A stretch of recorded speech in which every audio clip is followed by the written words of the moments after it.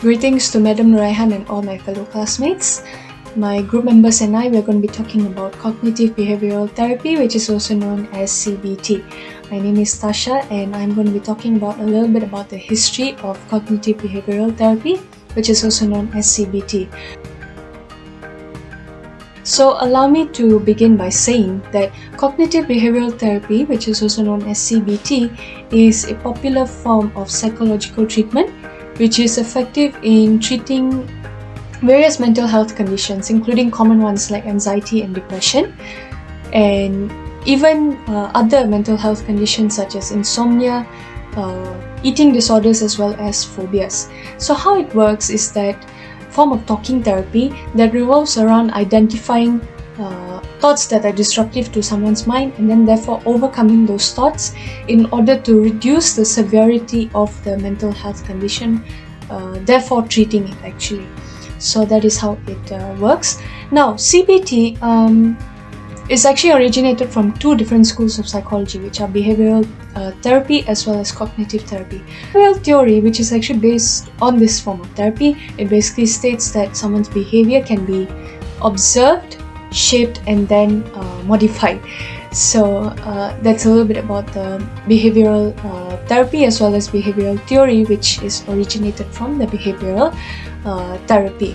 So at that time, the psychoanalytical model was then replaced by behavioralism later on. Now moving on to cognitive therapy, the two prominent figures that contributed to cognitive therapy were Albert Ellis as well as Aaron T. Beck. Both of these figures are American psychologists, and Albert Ellis, he basically studied the significance of thoughts, feelings, and behaviors and how they are linked to one another. So long story short, all of these are actually linked to one another, and if one is affected, then of course the other is affected. And this is where the cognitive therapy came into play. Now Albert Ellis, he's a great man. You can definitely look him up and look about his work up basically. Now moving on to Aaron T. Beck, he basically studied pattern in thoughts in his patients who were suffering from depression. So he basically studied that negative thoughts can ultimately lead to depression. So this was where cognitive therapy came into play. So that's a little bit about the basics of CBT as well as behavioral therapy as well as cognitive therapy, which actually help in forming CBT. That's all from me. Thank you. Behavioral treatments have been effective in treating a wide range of mental ailments that includes various forms of phobia. Cognitive treatments gained fame and popularity. Therapies began to incorporate behavioral strategies to treat such conditions. Even though each of these places different area of focus, they both take the individual current situation into consideration. This is where cognitive behavioral therapy comes in. This therapy helps us to investigate connection between our feelings, thoughts, and behaviors. The main goal of CBT is to overcome unrealistic thoughts which can lead an adverse effect on the decision a person could make. To be more conscious about their thinking, CBT is used to treat various types of mental health conditions such as anxiety, depression, and also the other mental disorders. CBT also is one of the psychological treatment recommended by the National Health Service. One of the major assumptions of cognitive behavior theory, which is known as CBT, is the condition affected by the cause of behavior. In a counseling session, the counselor must assume the reasoning and the thoughts affects the behavior witnessed as shown by the client under counseling. Through this assumption, the therapist will ensure the concentration on the intellectual approach to solve the issues faced by the client without the full focus on the environmental factors, but the rationality behind the behavior. The other assumption is that condition can be measured, altered, and monitored. This forms a backbone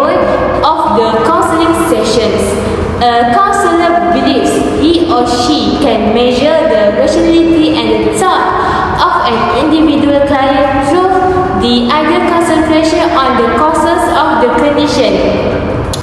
Also, through counseling, the counselor monitors the client by taking into the consideration of the behaviors shown, the approach, and the reasons towards such a behavior.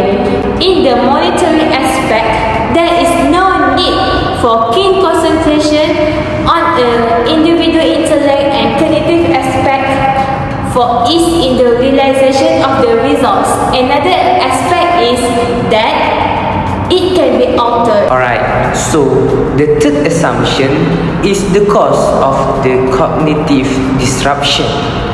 It might arise from biological, environmental, and social factors. For example, such a situation reveals that counseling requires learning more every factor in the society. Behavior shown must be influenced by an environment. The social factors also be closely linked to the comportment and the biological aspect, such as genetics. The neighborhood influence as ideal as far as the entire representations and the perfection in the counseling sessions are concerned. Another assumption is that cognition change with the change in the behavior.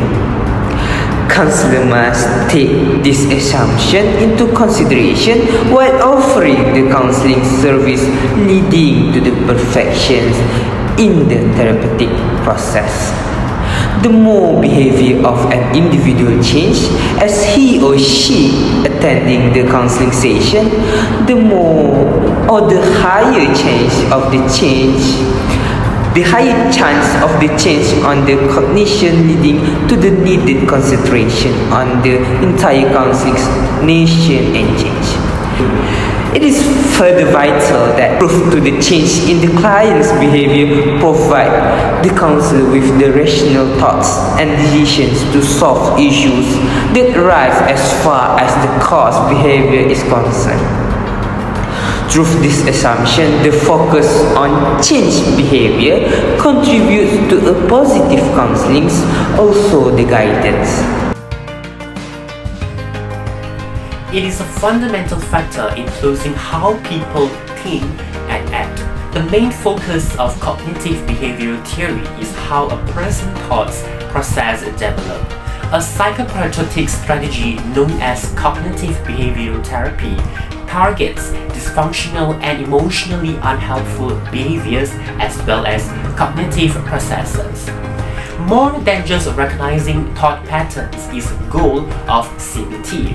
To assist people in overcoming these patterns, it employs a variety of strategies.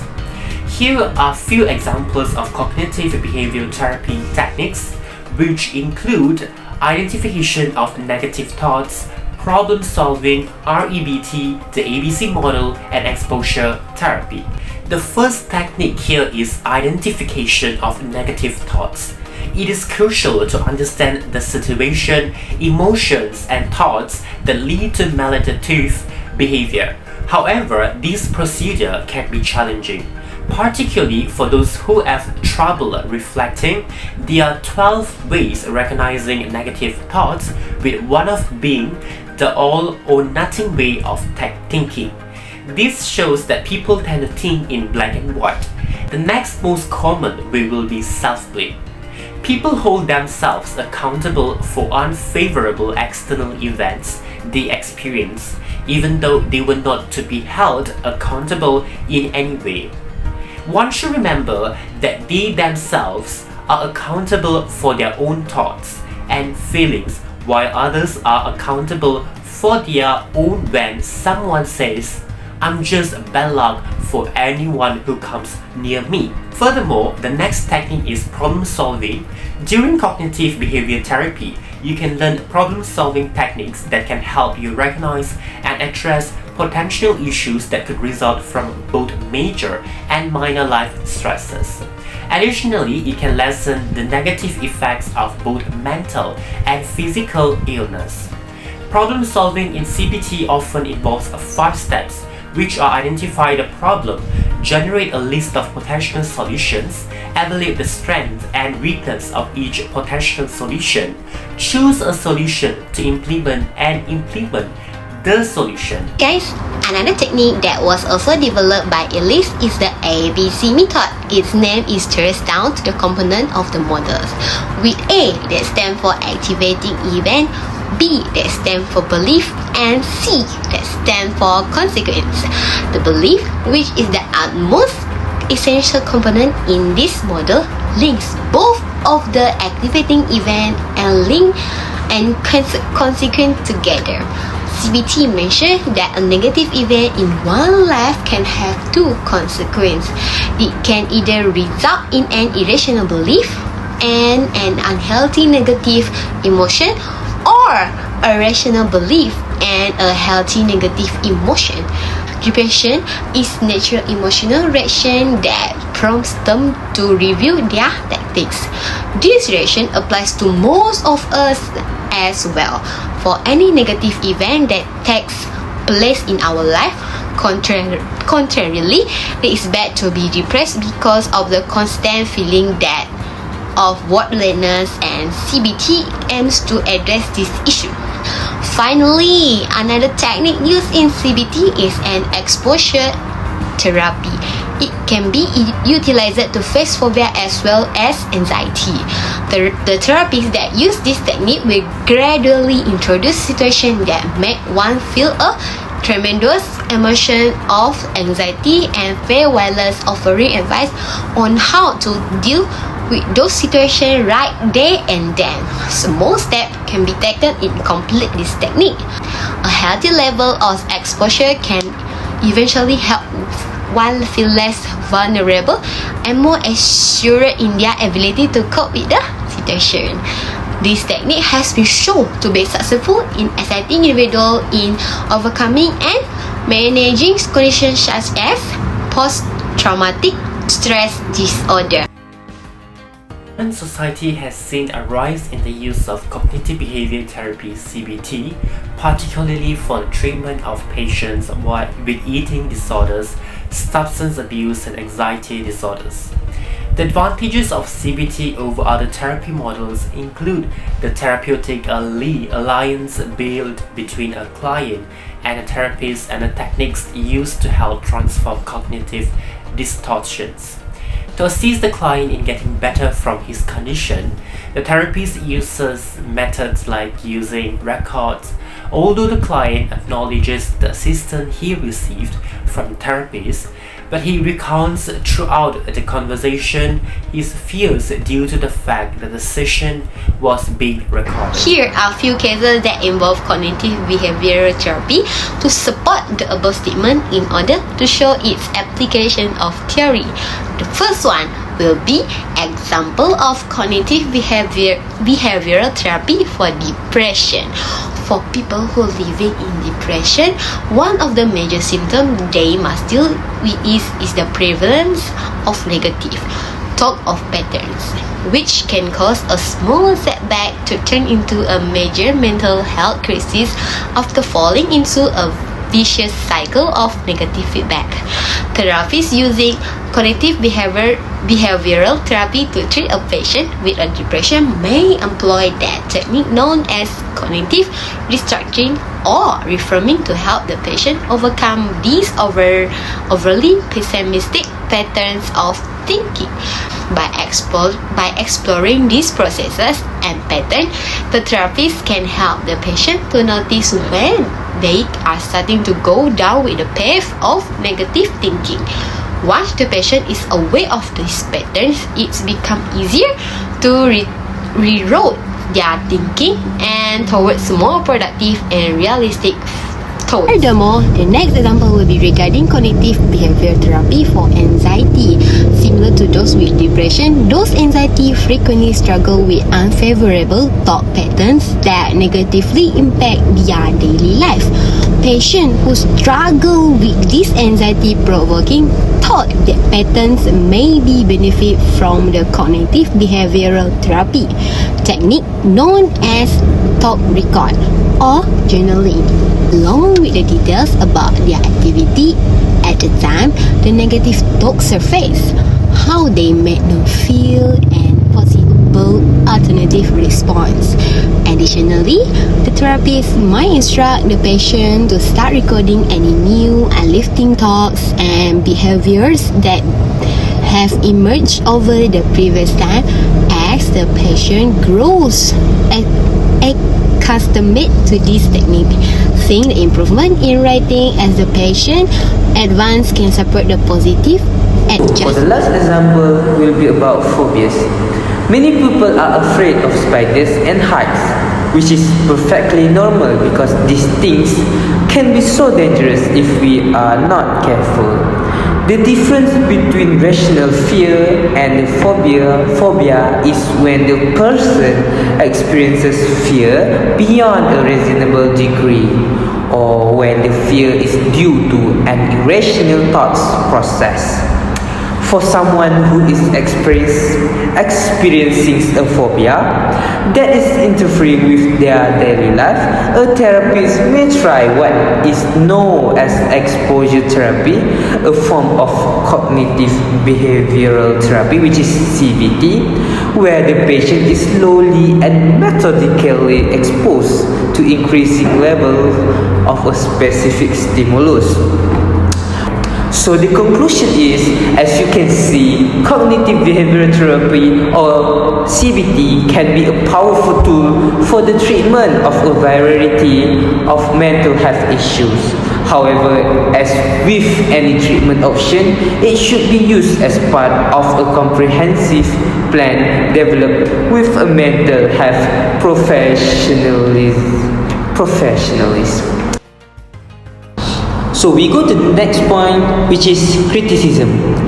Criticism of behavior therapy were divided into the following categories, which is foundations of behavior therapy, symptom substitutions, role of cognitions, complexity of implementation, and limitation of behavior therapy.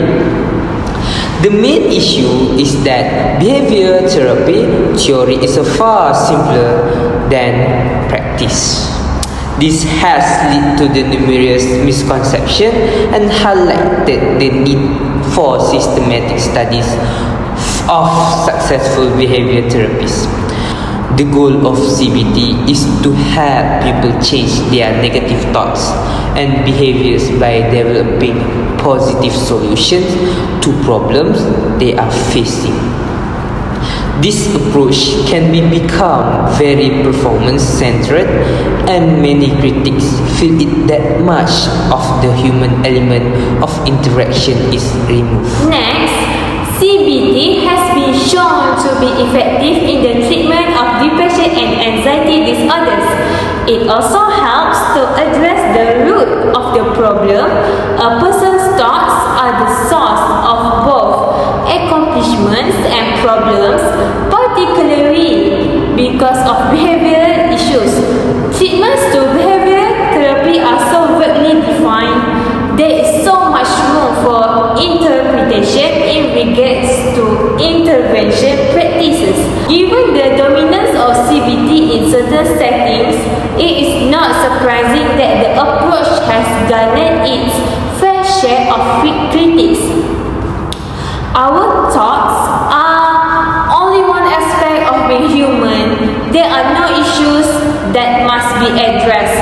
Thus, the theoretical basis of CBT was not well connected to the emerging science of human cognition. So, my conclusion based on my understanding is about CBT is basically like this.